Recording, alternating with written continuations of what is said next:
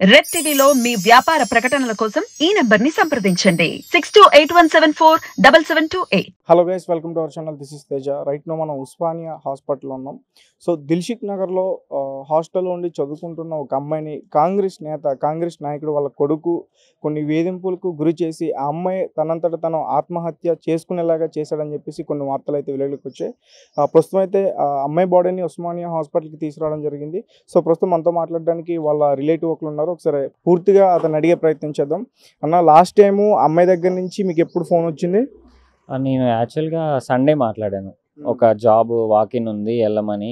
ఇట్లా నాకు ఏమేమి క్వశ్చన్స్ అంటే నేనే ఎక్స్ప్లెయిన్ చేశాను, ఇలా చేయాలి, ఇలా జాబ్ సెర్చ్. ముగ్గురం వచ్చింది జాబ్ సెర్చ్ కోసమే, నేను వదిన వాళ్ళ తమ్ముడు బావ. సో మీరు కూడా హైదరాబాద్లోనే ఉంటారా? ముగ్గురం కలిసి హైదరాబాద్ వచ్చాం 1.5 months బ్యాక్. జాబ్ కోసం సెర్చింగ్కి వచ్చాం కదా అని సండే రోజు ఫోన్ చేశాను. ఇట్లా అన్నాను. ఓకే చిన్నోడా వెళ్తానన్నది. అప్పటి వరకు అంతా బాగానే ఉంది. మండే రోజు ఓకే వర్చువల్ ఇంటర్వ్యూ ఉందిరా, నేను ట్యూస్డే వెళ్తా అంది. నిన్న వెనస్డే అయితే ఇక నీకేమైనా అబ్బాయి తెలుసా? అబ్బాయి ఈ అమ్మాయితో మాట్లాడుతున్నట్టు కానీ ఈ అమ్మాయి అబ్బాయితో మాట్లాడుతున్నప్పుడు కానీ అంటే నీతో షేర్ చేసుకోవడం ఎప్పుడైనా అట్లాంటివి? లేదండి, అట్లాంటి ఎప్పుడు లేదు. షేర్ అంటే ఈ విషయం మాకు నిన్న యాజ్ ఏ ఫ్రెండ్గా కూడా లేదు. ఎప్పుడైనా నిన్న తెలిసింది తప్ప, అసలు ఇలాంటి ఒక అబ్బాయి ఉన్నాడని తప్ప ఎప్పుడు ఇలాంటి షేర్ చేసుకోలేదు. నిన్న జస్ట్ నార్మల్గా ఫోన్లో కానీ ఆ కాంటాక్ట్స్ కానీ వాళ్ళ ఫ్రెండ్స్ కానీ ఏం జరిగిందని నిన్న తెలిసింది. అందులో కొన్ని చాట్ హిస్టరీ కానీ ఆయన చేసిన మెసేజెస్, వీడియో కాల్స్ అంతెందుకు, అమ్మాయి చనిపోయేటప్పుడు అతను వీడియో కాల్లో ఉన్నాడు. అమ్మాయి హ్యాంగ్ చేసుకునేటప్పుడు అతను వీడియో కాల్లో చూశాడు. ఎవరు చెప్పారు మీకు? ఫ్రెండ్స్ కిటికీలోంచి చూసినప్పుడు అతను వీడియో కాల్లో ఉంది, వాళ్ళు చూశారు. ఆ తర్వాత ప్రూఫ్ తన వీడియో కాల్ చూసుకుని హ్యాంగ్ చేసుకుంటుంటే బయట నుంచి ఫ్రెండ్స్ కాపాడే ప్రయత్నం చేయలేదా? నుంచి అదే అసలు ఫస్ట్ ఏం చేశారంటే వాళ్ళ ఫ్రెండ్ ఫోన్ చేస్తారు. ఈ అబ్బాయి వాళ్ళ ఫ్రెండ్ ఫోన్ చేసి కింద ఇలా జరుగుతుంది అనేసరికి వాళ్ళు కిందకి హడావిడి వచ్చేసరికి కిటికీలోంచి చూశారు. ఇట్లా హ్యాంగ్ అని కనబడేసరికి వెంటనే పరిగెట్టి మన హాస్టల్ ఓనర్స్ని, వాళ్ళు అంటే అందరు లేడీస్ ఉంటారు కదా, లేడీస్ హాస్టల్ వాళ్ళు బదులు కూడా అవ్వకపోయేసరికి కింద ప్రింటింగ్ ప్రెస్ ఆయన పిలిచి ఆయన బద్దలు కొట్టాడంట. అప్పటికి డిస్ప్లే అంటే చూసేసరికి వీడియో కాల్ రన్ అయ్యింది ఉంది. అదంతా ఎందుకు, నేను ప్రూఫ్ ఇచ్చాను. అతను వీడియో కాల్ 1:35 వరకు ఆయన వీడియో కాల్ మాట్లాడింది, నేను ప్రూఫ్ స్క్రీన్ షాట్ ఇచ్చాను, అందరు మీడియాకి పంపాను. ఎందుకనంటే ప్రూఫ్ లేకుండా మనం ఎలిగేషన్ చేస్తే వాళ్ళు ఏమంటారు, నేను ఎప్పుడు మాట్లాడా, అదంతా అబద్ధం అంటారు. ఓకే అబద్ధం అనుకుంటే ఫ్రెండ్స్ చూశారు, ఐ విట్నెసెస్ ఉన్నారు, వీడియో కాల్ చేసింది ఉంది. నువ్వు మాట్లాడింది 1:35 వరకు, 1:35 నుంచి నువ్వు 1:40 వరకు మాట్లాడే, 1:42 వరకు మాట్లాడావు. మా అబ్బాయి పేరు హరీష్, చిడెం హరీష్. వాళ్ళ ఫాదర్ పేరు చిడెం మోహన్ రావు. వాళ్ళ ఫాదర్ పొలిటికల్ కాంగ్రెస్లో తిరుగుతారు. ఇంతకుముందు మండల్ ప్రెసిడెంట్ చేశారు కాంగ్రెస్లో. ఇప్పుడు ఏదో ప్రాథమిక హక్కుల సంఘానికి అతను కూడా మీ సైడా లేకపోతే హైదరాబాద్కి చెందిన వ్యక్తి? వాళ్ళు అంటే మా తర్వాత ఊరండి, మా మండలం వాళ్ళది. అంటే వాళ్ళు వెంకటాపురం, మాది ఆలువాక. ఇద్దరిది ఒకే డిస్ట్రిక్ట్ లోకి వస్తుంది కదా? డిస్ట్రిక్ట్, ములుగు డిస్ట్రిక్ట్ అండి. అయితే వీళ్ళు మా మావయ్య వాళ్ళను, ఇప్పుడు అబ్బాయి వాళ్ళ ఫాదరు నార్మల్గా చిన్నప్పటి నుంచి ఫ్యామిలీ ఫ్రెండ్స్ లాగా ఉండేవాళ్ళు. అలా పరిచయం అయి ఉంటుంది తప్ప ఇలా అయిద్దని, ఇలా అయింది అని లేకపోతే ఇలా ఉన్నారు ఫ్యామిలీ ఫ్రెండ్స్ వరకు మామూలుగా తెలుసు. కానీ ఇక్కడ వాళ్ళిద్దరు ఫ్రెండ్స్ అనే విషయం మీకు తెలియదు? ఎవరికి తెలియదు. నిన్నటి ఇక్కడ వచ్చే వరకు కూడా ఎవరికి తెలియదు.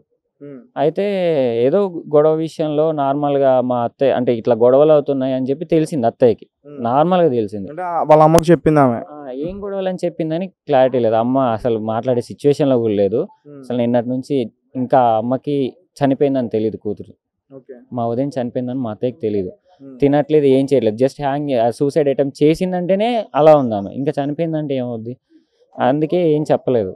ఇప్పుడు ఆమె ఇట్లా సాయితే గొడవ అవుతుంది అంటే ఎందుకు, ఏం గొడవ అవుతుందంటే ఇట్లా చిడమంకులు ఏం చెప్పిందో తెలియదు. నేను చెప్తుంది ఏంటంటే మేబీ చిడమంకులు వాళ్ళ అబ్బాయి ఫోన్ ఇట్లా గొడవ అవుతుందంటే ఆయనకి ఫోన్ చేసిందంట. ఫోన్ చేసి ఇట్లా గొడవలు అవుతున్నాయని ఏదో అడిగేసరికి ఏం చేసుకుంటావో చేసుకో, కేసు పెట్టుకుంటే పెట్టుకో అన్నాడంట. అబ్బాయి కదా, అబ్బాయి వాళ్ళ ఫాదర్. ఏది ఇట్లా గొడవలు అవుతున్నాయి, ఎవరు కాల్ చేశారు? వాళ్ళ ఫాదర్ చేసి ఇట్లా గొడవ పెట్టుకుంటున్నాడు అంటే హాస్టల్ దగ్గరికి వెళ్ళి మేబీ ఏదో అడిగింది. సరే ఏదైనా సరే గొడవని ఆపడానికి ట్రై చేస్తే అతను ఏం చేసుకుంటావో చేసుకో. అమ్మాయి చనిపోక ముందు జరిగింది ఇదంతా? చనిపోక ముందు జరిగింది అంటే ఆ రోజు జరగలేదు, 2 days బ్యాక్ జరిగింది. ఏది గొడవ గురించి ఇది మాకు నిన్ననే తెలిసింది.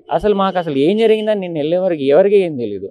సరే ఎవరైనా గొడవ అవుతుంది అనుకుంటే నార్మల్ గొడవ అవుతుంది అనుకుంటారు, కానీ ఆ పర్సన్ సూసైడ్ వరకు ప్రొవోక్ చేసి సూసైడ్ చేసుకుంటాం అంటే వీడియో కాల్ చూసి అంత ఉంటాడని ఎవరు అనుకోరు కదండి. చూశాడు. అప్పటికి ఎవరికి చెప్పలేదు. ఫ్రెండ్స్కి 1:35 నుంచి 1:42 7 minutes గ్యాప్ తర్వాత కాల్ చేశాడు వాళ్ళ ఫ్రెండ్స్కి. 7 minutes ఒక మనిషి ప్రాణం బతికియచ్చు, కానీ ఆయన ఇనిషియేటివ్ తీసుకోలే, చూసుకుంటా ఉన్నాడు. 7:42 తర్వాత ఇక ఇతను మిస్డ్ కాల్స్ ఉన్నాయి, వీడియో కాల్ చేస్తా ఉంటే చచ్చిపోయినా ఎట్లవుతుంది. హాస్టల్లో అమ్మాయి సెపరేట్గా ఒక రూమ్లో ఉంటుందా? లేదండి, యాక్చువల్గా ఒక హిందీ అమ్మాయితో ఉంటుందంట. ఆ అమ్మాయి ఊరెళ్ళిందంట, నిన్ననే వచ్చి. రూమ్ షేరింగ్స్ ఉంటాయి కదా, అలా మీ సిస్టర్ 1 షేరింగ్ లో ఉందా, 2 షేరింగ్ లో ఉంది? ఒక హిందీ అమ్మాయి, ఆ హిందీ అమ్మాయి స్టేట్మెంట్ కూడా తీసుకున్నారు పోలీస్ వాళ్ళు. అయితే ఆ అమ్మాయి ఊరెళ్ళి వచ్చిందంట, ఈ అమ్మాయి లేదు కాబట్టి వేరే రూమ్ లో పడుకుందంట నిన్నటి వరకు. పక్క బెడ్స్ వాళ్ళ ఫ్రెండ్స్ ఎవరు లేరా? ఫ్రెండ్సే వాళ్ళ దగ్గర పడుకుందంట. అయితే నిన్న ఇక ఎవరి రూమ్ లో వాళ్ళు వెళ్తా ఉంటారు కదా, వెళ్ళి ఇక వీళ్ళు లంచ్కి వెళ్ళేసరికి లంచ్కి లేట్ అవుతుంది కదా అన్నట్టు వీళ్ళు ఉన్నారంట. తీరా చూస్తే ఫోన్ చేసేసరికి వెళ్ళి చూసేసరికి ఆ గ్యాప్, ఎంతో గ్యాప్ కాదండి, 30 minutes గ్యాప్లో వాడు కాపాడాలంటే కాపాడచ్చు, ఫోన్ చేయాలంటే చేయొచ్చు, ఇన్ఫర్మేషన్ చేయాలంటే ఇవ్వచ్చు. వాడు ఇవ్వలేదు, ఇంకా ఎలా అయినా సరే ఎవరు ఆపలేదు. అంటే ఎందుకు మీ సిస్టర్ని టార్గెట్ చేసి అతను ఇలా చేశాడు? మీ ఫ్యామిలీ కూడా ఫ్రెండ్స్ అంటున్నారు, అంటే గతంలో ఏమైనా వాళ్ళిద్దరి మధ్యన ఎలాంటివి అయినా ఉన్నాయా? గతంలో అయితే ఏం లేవండి, గతంలో ఏం లేవు. కాకపోతే మేబీ ఇక్కడికి వచ్చిన తర్వాత ఏమన్నా పరిచయం ఏర్పడి ఏమన్నా అయిందేమో తెలియదు, కానీ కాల్ హిస్టరీస్లో, చాట్ హిస్టరీస్లో ఉన్నాయి. అది పోలీస్. నువ్వు చాట్ హిస్టరీ నువ్వు చూసాను అంటున్నావు కదా, నువ్వేం చూసావు? మెసేజ్లు ఎలాంటి మెసేజ్లు చూసావు? నేను చూసిన వరకు అయితే ఆ అబ్బాయి అంటే మొత్తం కాదు, జస్ట్ నార్మల్ చూసింది, అది మనకి ఇవ్వలేదు. నువ్వు అలాంటి దానివి, నువ్వు ఇలా అంటే ఒక పదాలు, నువ్వు మంచిదా అంటే నువ్వు ఎక్కడెక్కడో పోయావు తెలియదు. బ్లాక్ మెయిలింగ్ అట్లా ఉందా లేకపోతే ఏంటి? హెరాస్మెంట్ ఎలా అంటే నువ్వు అలాంటి దానివి, ఎవరితో పోయావు నాకేం తెలుసు అన్న అలాంటివి అనమాట. నాకేం తెలుసు, ప్రూఫ్ ఏంటి, నేను ప్రూఫ్తో చూపిస్తా, లేకపోతే ప్రూఫ్ చేసి చూపిస్తా, ఏం అంటే ఇలాంటి మాటలు అనమాట. అంటే ఒక పర్సన్ని మెంటల్గా ఇగో నువ్వు అలాంటి దానివే, నువ్వు అలాంటి దానివే, అలాంటి దానివే అంటే నీకెందుకు అంటే, ఇప్పుడు మీరున్నారు బ్రో, నేను నిన్ను తిడితే నీకు కోపం వస్తుంది, నువ్వు ఎదవి అని అంటే నేను ఎదవని కాదని నీకు కోపం వస్తుంది. అలాంటిది నువ్వు తప్పు చేయనప్పుడు నువ్వు తప్పు చేసావు అంటే కోపం రాదా? అందులో నేను చదివిన మెసేజ్ ఏంటి తెలుసా, నీకు ఎందుకు కోపం వస్తుంది, తప్పు చేయకపోతే ఎందుకు కోపం వస్తుంది, తప్పు చేసిన వాళ్ళకి కోపం వస్తుంది అంట. అంటే ఈయన మరి సైకాలజీ, ఫిలాసఫీలు అన్ని చదివాడు మరి.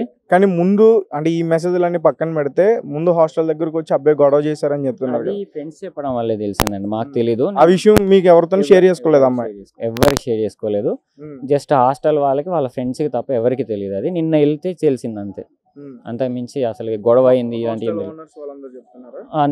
నిన్న గొడవ అయింది అని ఫ్రెండ్స్ చెప్పారు, ఓనర్స్ చెప్పలేదు. అదే ఇట్లా గొడవ చేశాడు, గొడవ అయింది.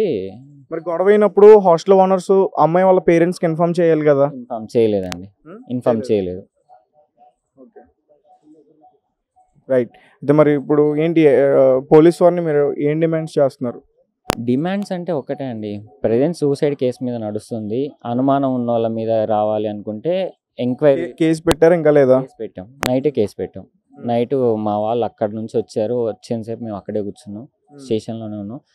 పోలీసులు ఏమి ఇబ్బంది పెట్టలేదు, వాళ్ళు మాకు గైడే చేశారు, ఇలా చేయాలి, ఇలా ఉంటుంది, అలా ఉంటుంది అని. కానీ కేసు మాత్రం ప్రెజెంట్ ఒకటే సెక్షన్ పెట్టారు, 174 సెక్షన్ అని చెప్పి సూసైడ్ మీద పెట్టారు.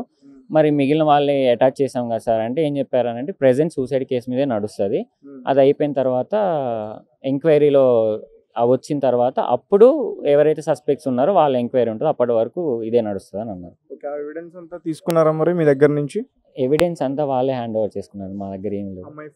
అమ్మాయి ఫోన్ కానీ అన్ని వాళ్ళే హ్యాండ్ ఓవర్ చేసుకున్నారు. మరి ఇదంతా అయిపోయిన తర్వాత అమ్మాయి వాళ్ళ ఫ్రెండ్స్ ఉంటారు కదా, హాస్టల్ రూమ్మేట్స్ కానీ వాళ్ళ ఫ్రెండ్స్ కానీ, అంటే హిందీ అమ్మాయి ఉందన్నో, ఆ అమ్మాయి కాకుండా వేరే అమ్మాయిలు ఉంటారు కదా, సో వాళ్ళ దగ్గర నుంచి ఏమైనా ఇన్ఫర్మేషన్ వచ్చిందా మీకు? ఇన్ఫర్మేషన్ అంటే గొడవ అయింది, ఇట్లా మెసేజ్ చేశాడు, చాట్లు ఒకసారి అంటే నేను చూసినవి కాకుండా మిగిలినవి కూడా చూడండి అని చెప్పింది వాళ్ళేనండి, వాళ్ళే చేశారు, వాళ్ళే చెప్పారు.